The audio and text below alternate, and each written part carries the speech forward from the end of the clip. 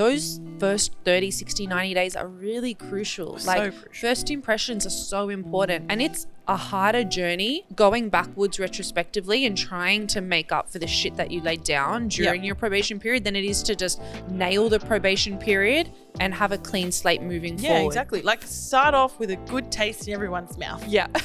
Yeah. You know what I mean? Yeah. The number one thing you should focus on in a new role might surprise you. Welcome to the Marketing Mentors podcast, brought to you by Red Pandas Digital. I'm Tasha, joined by, of course, the most wonderful Linda. So I didn't do alliteration this week. And that's got me super intrigued, Linda, and I want to come back to it. But before we get into today's podcast, I do want to remind everyone that we are having our They Ask You Answer APAC Summit in October, later this year, 31st to be precise. The tickets are on sale now. So if you head over to our website, you can get, I think we're in like phase 2 of the ticket pricing. So make sure you get those tickets, reserve your seat. We've got a huge, incredible agenda, jam-packed, full of goodies with yours truly and Linda keynoting on the day. So come and see us in person. And if you are a Marketing Mentors podcast fan, let us know when you're there because we'll sign your t-shirt for you. All right, Dasha, calm down. But if you did want to purchase more than 2 tickets, definitely hit us up on any of the socials or emails at all because we can get you some mates rate discounts, obviously, on more than 2 tickets. Now, coming back to the podcast, Linda, that was very, very interesting. Tell me more. So today we're talking about how to piss people off in your new marketing role. Oh, It's a bit of a controversial one, but we have seen a lot of people start new jobs. We've started new jobs, and we were talking earlier, T, around like those user cases of when we've seen that go really well and when we've seen that go not so well. So today we're going to be talking about 3 main things that you can do to piss people off when you start in your new job. And it all stems down to the fact that humans are inherently selfish. And some driven by ego. And so it's natural when you are starting a new job, you want to prove yourself, you want to make your mark. But by coming into a job with that mindset, it's not going to serve you well. And in fact, we're actually going to talk about how by not focusing on yourself and by focusing on building trust and relationships with your colleagues instead, that is also a selfish strategy because it serves you in the long term. So to be clear though, we're not actually giving people advice on how to piss people off in your new job, but there's these things that we've seen our clients, our friends, our colleagues done in the time that we've been working in what we're working in, where they piss people off around them in their new roles because they're not, let's say, strategic or emotionally intelligent or aware enough to know that these things that Linda and I are going to talk about are actually so simple but so effective in not pissing people off and actually really thriving and striving in that first 90 days or 3 months of a new role, particularly in marketing, because obviously that's where our experience lies. But I genuinely think that you can apply this to any role. Totally. Any size business. It's essentially just the mentality of what you should be going into the new role with and what you should be focusing on. And we are talking about 3 main things, but it all stems down to the fact of like, don't be selfish and go in there for you, which is very hard to do. And actually go in and just focus on the people around you. Build relationships with the people around you because that is going to serve you. And not necessarily, you might not be pissing people off per se, but if you have goals and aspirations within this company, then it's going to make it easier for you to achieve those. Oh, 100%. 100%. All right, well, let's kick in. What's the first one, Linda? All right, so the first one is not suggesting any drastic changes straight away. So, oh man, I feel like we've lived through this so many times.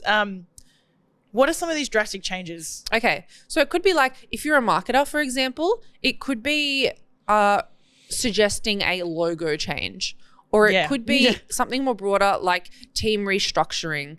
Anything where you could potentially piss someone off by overtly suggesting some major change. Like someone could have just worked on the brand guidelines, and because you haven't been there long enough to know that was a project that someone had so closely to their heart and just so recently worked on, because you haven't taken that time and you've just come in guns blazing, you can piss people off by making these. Yeah, you will. And rather than just pissing them off, you could make them upset. Yeah. You could make them off you.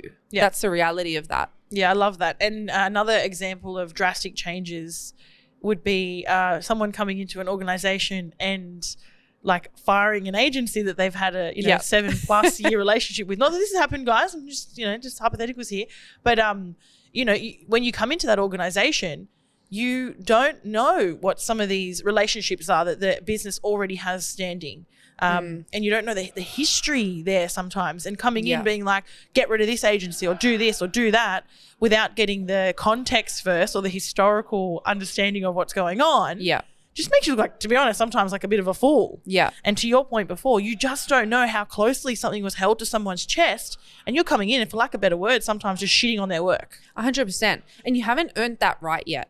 That's the main thing here. Like, you have literally no runs on the board at all. And I've been in this position, like, I'm talking from experience. I remember when I started a new job way back when, I was given the task of like a branding guidelines, right? Because they didn't have that. And in that process, I realized that the logos were different on every single type of asset. And so I went into solutions mode and then suggested changes to the logo. Yep. Based on the fact that I noticed it was different everywhere. But by suggesting those changes, I struck a nerve with someone. And I went in guns blazing with that recommendation. And I learned the hard way. Like, you can't come in and straight away start shitting on work because you haven't shown that you have the credibility to make those recommendations. Like, you have no runs on the board whatsoever. Yeah, I remember saying this. There's no baseline of your performance. Yeah. So how is someone supposed to know what you're capable of? Yeah, okay, cool. You had a resume, you were hired, but like, not everyone in the room or in your team is going to know your experience or who you are or how you work. Yeah. So because there's no baseline there's no historical understanding or knowledge of you. Yeah. You coming in, making even just a small suggestion sometimes. Yeah. It can rub people really the wrong way. So I think you take this one with a grain of salt. Obviously, you don't want to go somewhere and like tread on eggshells. Yeah. Too much, but in a way, you kind of need to. Yeah. Because you are just trying to just assert what's going on. Get a good understanding of who's in charge of what relationships with agencies are important and what aren't. Yeah. Who holds brand guidelines close to their heart. Just educate yourself more about the team and the people. And I love it because there's so much more we're going to say that all just kind of like smushes into each other. Do you think, T, that you like, is there a way is there a way that you can suggest like recommendations and changes? Like, we're talking about drastic things right now. Do you think it's still appropriate to do any of that in the first 3 months or so?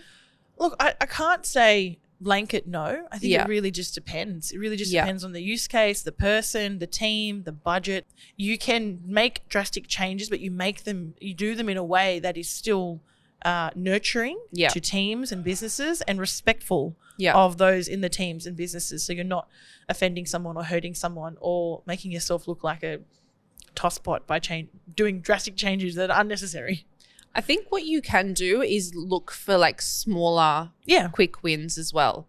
Because you want to get runs on the board and try and do it in a way that doesn't piss people off. So almost like, where are the gaps that no one is looking at right now? Yeah. And what are those little wins that you can get on the board that help build that credibility piece, but also don't piss people off at the same time? Yeah, and I think that's a nice way to approach it within your first like 90 days in a company. That. You're right. Linda makes a good point. So looking for smaller little wins, those gaps in maybe processes or teams where you think, okay, cool, I can inject some value here and make it be known in a way. That's a good point. It's not changing shit. Yeah. It's actually adding value. Yeah. I think that's a really good point here. Yeah. How to add value in the first 90 days as opposed to change processes that currently exist. Yeah. And so you can't really add that value if you don't take a really good picture and observation of what's going on around you. Yeah. And one of the things you're going to mention either now or later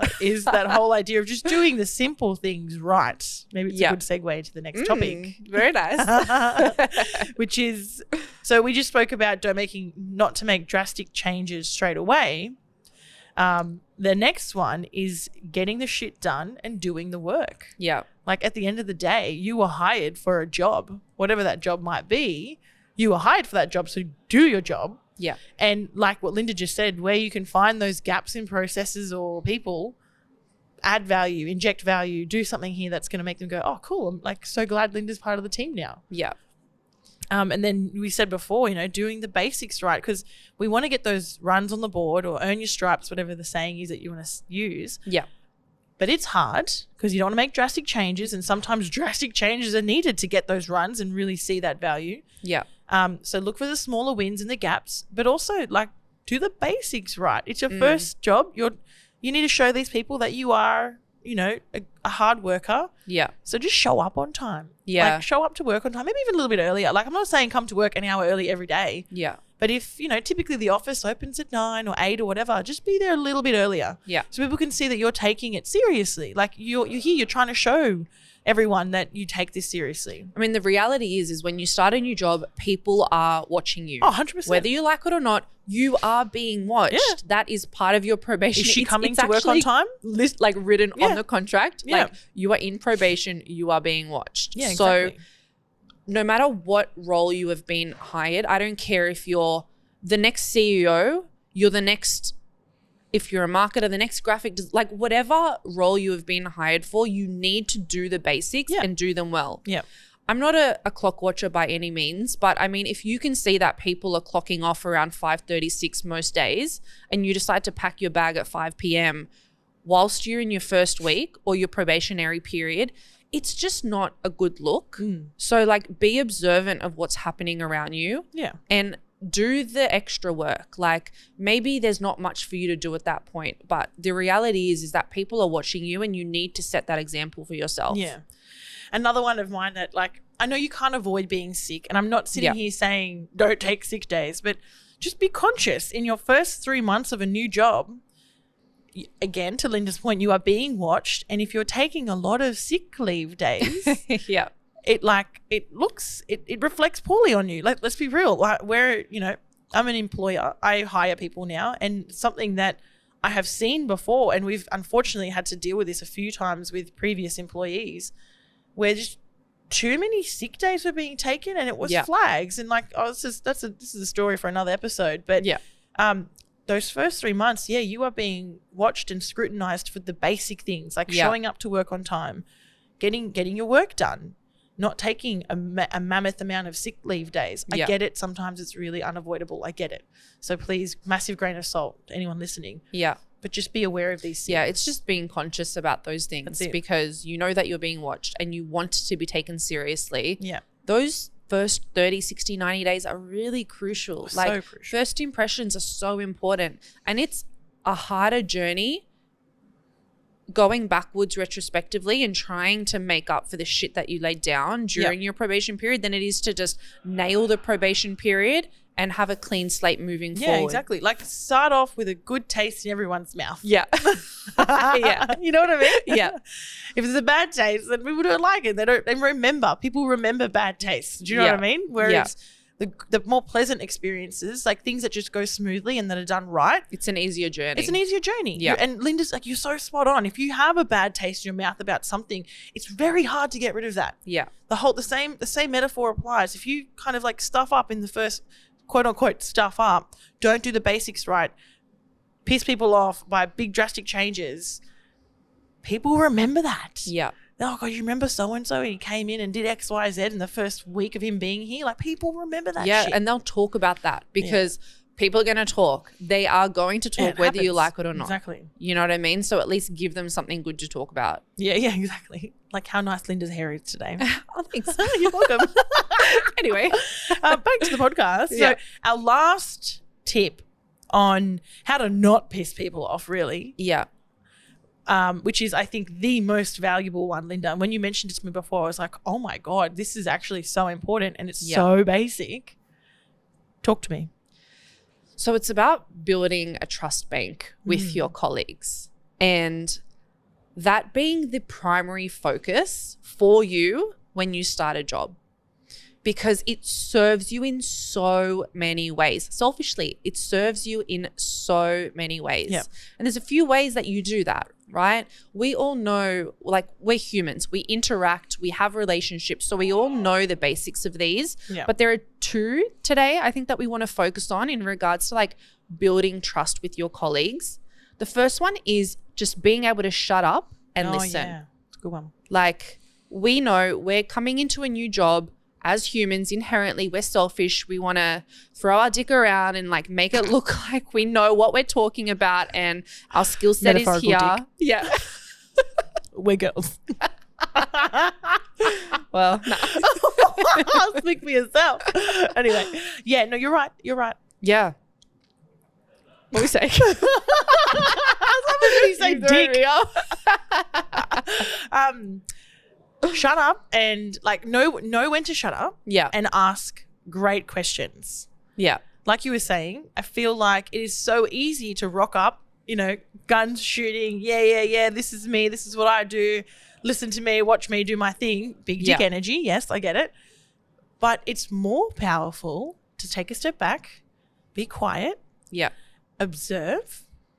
Ask some awesome questions from the people that are around you. Who are you? What do you look after? What are some of the struggles in your role? Depending on the role you've just stepped into as well, your questions would differ. Yeah. Because if you are a leader talking to your team, you want to position yourself as an authority. Listen to any of our other podcasts about this stuff. But you have a different approach, right? Yeah. If you're just a team member entering to a fairly flat structure with more team members, again, a different approach. So be strategic with who you're talking to.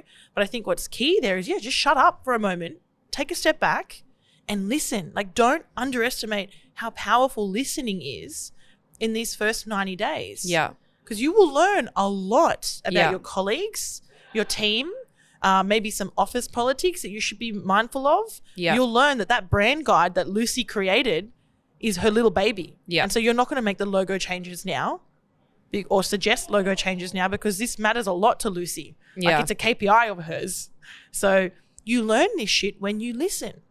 I think for some people, like, it can be hard for them coming into a new job and wanting to listen because they might perceive that as in like, I'm kissing people's asses. Like, I'm not asserting what I think. Like, I'm just saying yes to people. But there's in fact like so much, like, you need to go beyond that because there's so much more power. Like, when you are a good listener, how does that make people feel? Like, it makes people feel heard. Like what they're saying is important and it makes them feel good. So when you're then, 1 year down the line and you're trying to get promoted for another job, like, you want people singing your praises. You want people on your side and saying, yes, this person is awesome. They deserve that. You don't want people fighting that. Yeah. And part of that is that impression that you leave when you start a new job. And you have to make people feel good. You have to make them feel like they're heard and they're valued and they're important and they're part of your onboarding journey as well, that they're helping you through this process.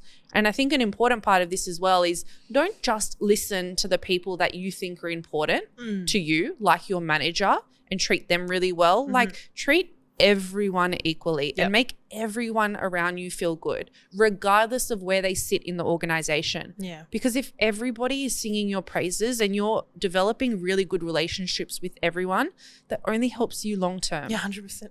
Like, nothing bad can come from that. Yeah. No, I hear what you're saying, Linda, and it makes a lot of sense, I think, for people that are aware of their own emotional intelligence. Yeah. And if they're aware of like the effect that they have on people and the effect that people have on them. And it's not like go read a book and become more emotionally intelligent. No, just ask more questions. Yeah. Just take a step back and like, if you truly want to succeed in that first 90 days of your new role, listen to some of the stuff that we're sharing because we've seen it work. We've made it work. We've given this advice to clients and colleagues before and it works. It definitely works. Yeah. And that whole idea of kissing ass, like, I know you might not want to hear this, some people, but like, if you want to call it that, call it that. I don't call it that. I call it like relationship building and rapport building. But like, kiss someone's ass if you need to, if that's going to be, quote unquote, the strategy on building a relationship. Yeah. Okay. If someone wants to talk about their son's football match on the weekend for 20 minutes, just let him. just let them talk about it, because don't make a habit out of it, because then that's obviously not productive. But like, let them here and there, hear them out, because that little moment, like what you were saying before, when they feel listened to and they feel heard. Yeah. God, that person will just leave. Like, again, it's not a bad taste. It's a neutral taste in their mouth. If they then get asked by their manager, like, oh, how do you feel the new person X is going? Like, they're going to say something good then. They're not going to say anything bad, because you gave them that moment to make them feel really valued and important. Yeah. And I think, like, that's the real main concept here that we're talking about.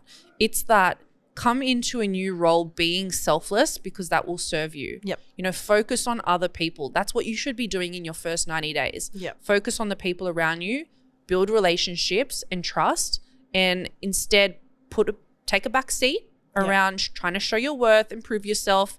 Of course, get some quick wins on the board where you can. Yeah. But take a back seat, because that approach works so much better. I've seen it go two ways, where I've seen someone come in guns blazing, aggressive, trying to make big moves, and they rub people off the wrong way. Yep. And then I've seen it, and I've seen like instances where they're actually a great person. Yeah. But it's then the relationship is 2 steps back, and it's a longer road to then get the relationship to a really good place. If you can even do that. If you can recover it. Like, that would take a lot of like relationship building and like patchworking and all that type of stuff. We always say, like, you hear the saying, don't burn your bridges. Yeah. Keep relationships good. Like and here at Red Pandas, we are massive on relationships. Like, I don't think we have one bad relationship with ex-clients. Mind you, I can count on one hand ex-clients, but we've always kept things, in a good place, because ultimately you don't know when someone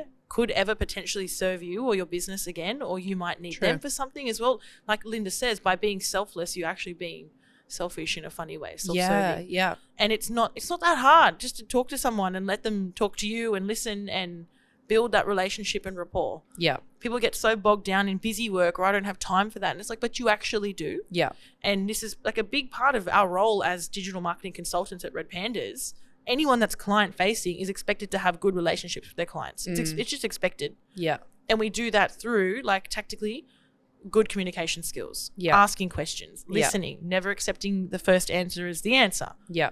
So we work really hard on this in our roles. That's why we know they work. And that's why we're giving that advice to anyone that wants to succeed in a new role. And I genuinely think you can use it. Think you can use this in anything. It doesn't have to be a role in marketing. Yeah. It can be anywhere.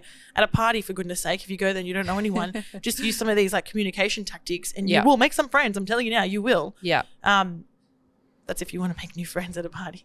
But each their own. Tasha does. Always. I love going to parties solo. No. I feel like younger Tasha loved it. And you know what, Linda? I could turn it on. If I had to, I could turn it on. Yeah, of course you can. Yeah, but it's like so draining. Do you know what I mean? Like, it's so draining. You just want to get home and just relax. The last thing you want to do is go make friends. I mean, you're preaching to the converted. Yeah, Linda's like massive introvert. Yeah. It's all a show. But no, I think it's so, don't underestimate the power of relationship building in that first 90 days. Yeah. And, I know for you and I, when you first started working here, I don't remember anything other than positive experiences. It's nice. Yeah, you're more than welcome. Linda did a really nice post on LinkedIn about us this week. So oh, yeah, true. It wasn't really about us. Well, it was a photo of you and me. Picture. But, I just think, those first 3 months at a new role. Yeah, just focus on the people around you. It's more about the people around you and building relationships than it is on skill mastery, in my opinion. Keep it simple. Yeah. Anything else? No. Oh, that was fun too. Yeah. Thank you very much, Linda. Likewise. See you next week. All right. Bye.